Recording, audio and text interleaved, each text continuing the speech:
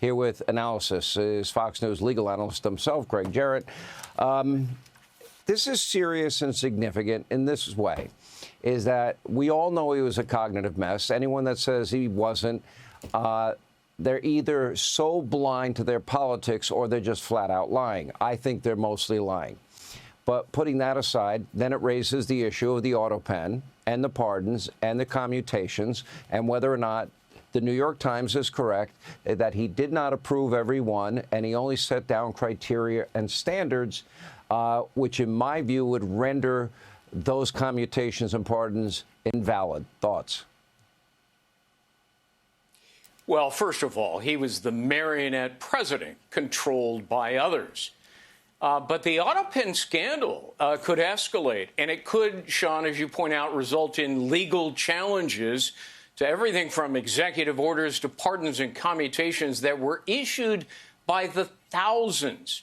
If documents were signed without Biden's knowledge, or if he never consented to them, or if he was incapable of consent, then by operation of law, those documents are null and void. They're invalid. The Supreme Court laid down that principle a long time ago. And whomever authorized them or signed them could actually be criminally charged. It's called forgery and fraud. At least one Biden aide who has already testified and operated the auto pen, she admitted, said she had no idea who authorized her using it. It wasn't Joe Biden because she said she never saw the guy.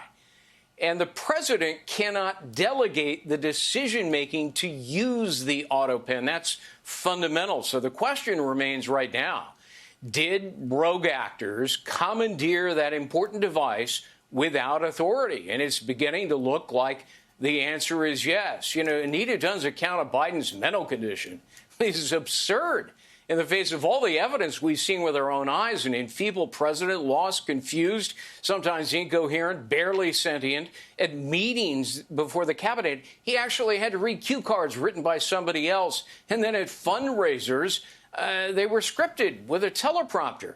You know, they propped him up like a mannequin and they dragged him around like Weekend at Bernie's. And who can forget Obama grabbing Joe's arm to escort him off the stage with this bewildered look on his face? Who am I? Who are these people?